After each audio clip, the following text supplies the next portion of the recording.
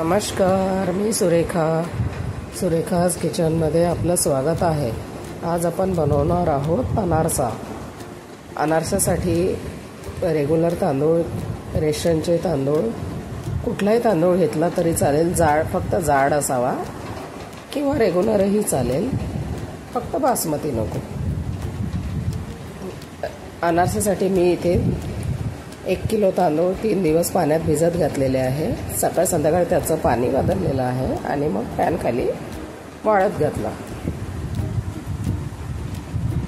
2 तास फॅन खाली मी इथे सुकवलं, त्याला उन्हात सुकवायचं नाही। फॅन खाली सुकवल्यानंतर त्याचं फक्त पाणी सुकवून घ्यायचं, तांदूळ वाळवायचा नाही।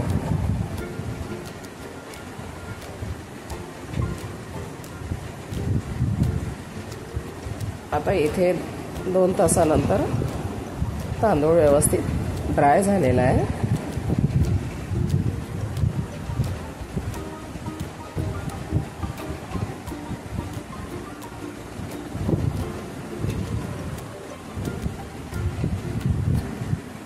मी त्याला आता मिक्सरमधून व्यवस्थित ग्राइंड करून घेते।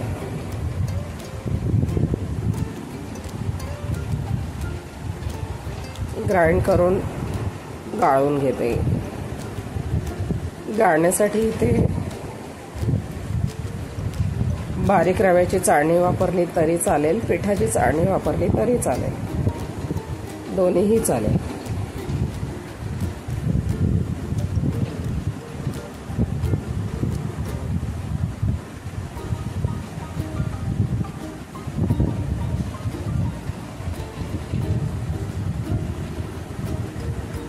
मी इथे रव्याची चाळणी घेतलेली आहे गाळण्यासाठी, बारीक रव्याची।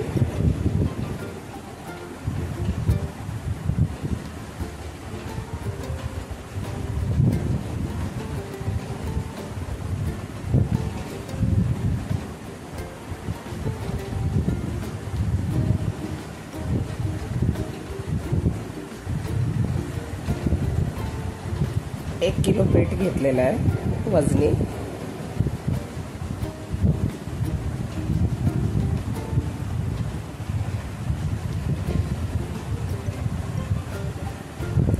आणि 700 ग्रॅम पिठी साखर घेतलेली आहे। आता दोघांनाही मिक्स करून त्याच्यामध्ये पिठी साखर मिक्स करून व्यवस्थित आधी तसंच चोळून घ्यायचं, कारण तांदळाची पिठी ही ओलसर असते, कारण तांदूळ आपण जास्त वेळ वाळवत नाही।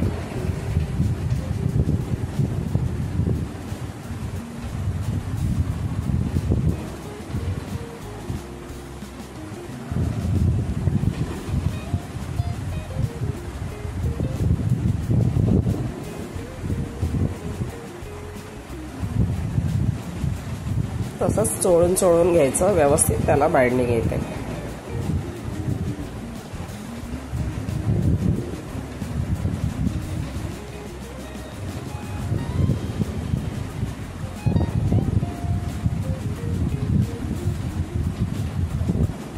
मी इथे 2 चम्मच पाणी टाकलेलं आहे। 1 2 चम्मच पाणी टाकून त्याला व्यवस्थित मळून घेते।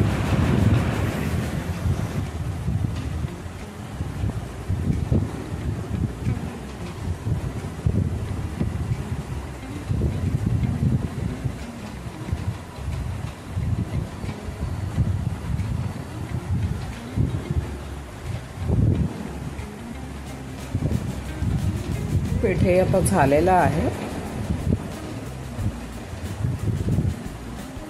त्याचे व्यवस्थित गोळे बांधून घेते।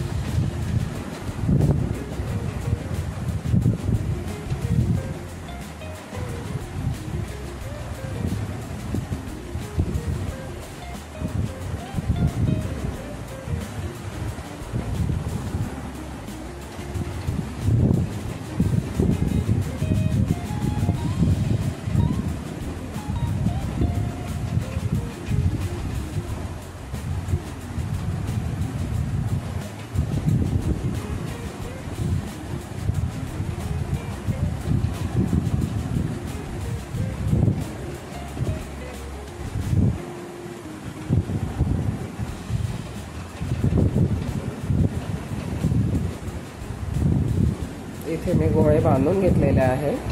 तेवढ्या पिठाचे 4 गोळे झालेले आहे. हे गोळे आता मी एका हवाबंद डब्यामध्ये 3 दिवसासाठी ठेवून देते.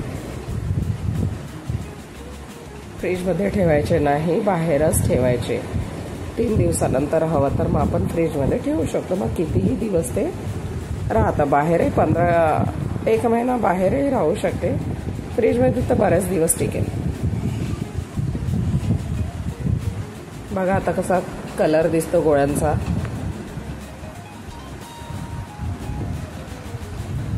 तीन दिवसानंतर पीठ रेडी झालं की आपल्याला कळतंच ते की आता हे रेडी झालेलं आहे. व्यवस्थित ते फर्मेंट होतं. बघा 3 दिवसानंतर कसं दिसतं. फरक जाणवतोच आपल्याला. त्याच्यामधला आता एक गोळा घेते मी अनारसे करायला. आता आपण अनारसे करू.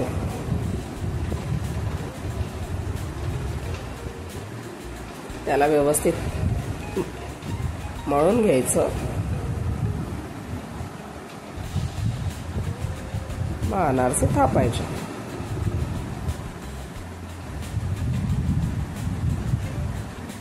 इथे मी खसखस घेतली आहे. त्याच्यावरती आता अनारसे थापते. आधी 3-4 थापून घेते आणि मग तळायला घेते. मला बोटाच्या सहाय्याने थापते. थापायला जमतं. लाटण्याने पण जमतं, पण मी बोटानेच थापते. बोटाच्या सहाय्याने छान अनारसे थापून घ्यायचे. लाटण्याने लाटल्या तरी पण चालते. मी बोटाच्या सहाय्यानेच बोटानेच बनवते. बघा मी इथे आता अनारसे थापून घेतले. झालेले 4 थापून घेतले.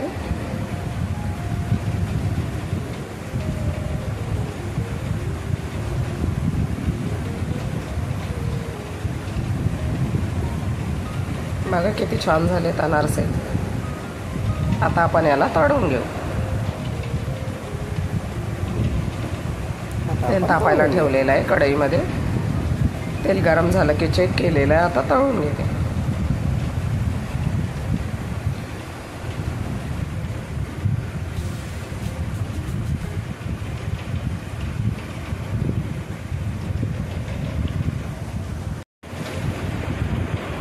बघा अनारसा टाकलेला आहे आणि अनारसा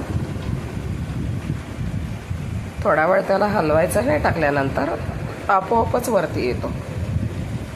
बघा कशी जाळी पडली की नाही.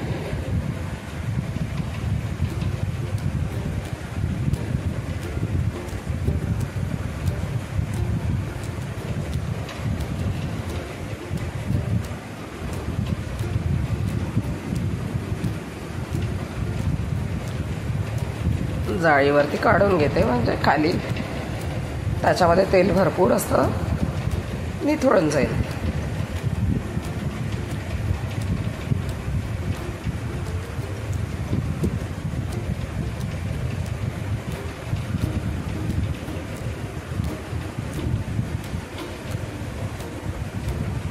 टाकल्यानंतर त्याला बिलकुल हलवायचं नाही.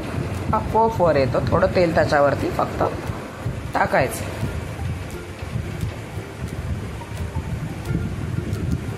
बघा तेलामध्ये पसरत नाही, काहीच नाही होणार. एकदम बॅटर व्यवस्थित होतं. आपलं प्रमाण व्यवस्थित घेतलं की. बघा यालाही जाळी पडली आहे व्यवस्थित.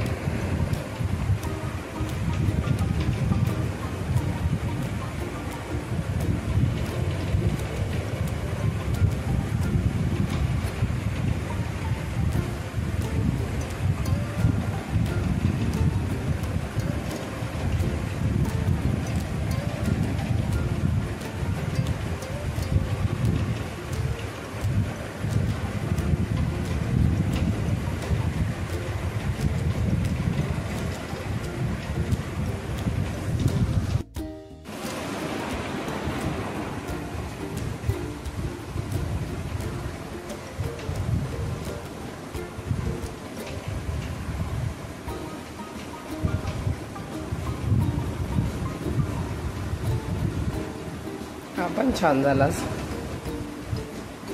बिलकुल तेलामध्ये पसरणार नाही, काहीच होणार नाही.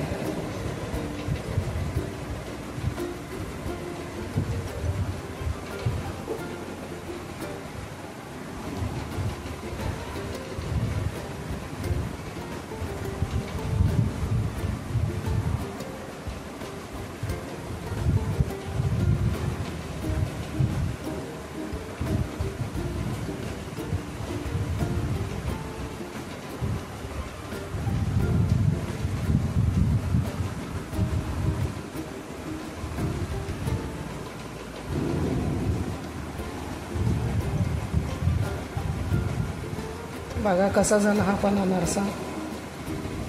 छान झाला की नाही.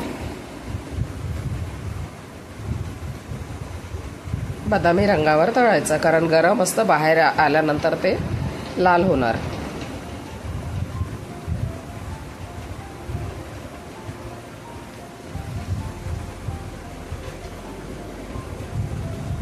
चला तर मी सगळे अनारसे तळून घेते, दाखवते तुम्हाला.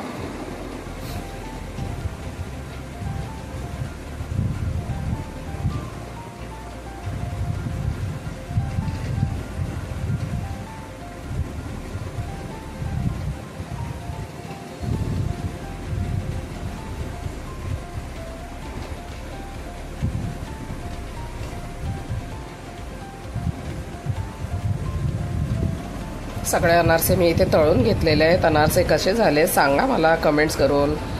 आवडल्यास व्हिडिओला लाईक करा, शेअर करा, सबस्क्राईब करा. Thanks for watching. शेअर पण करा.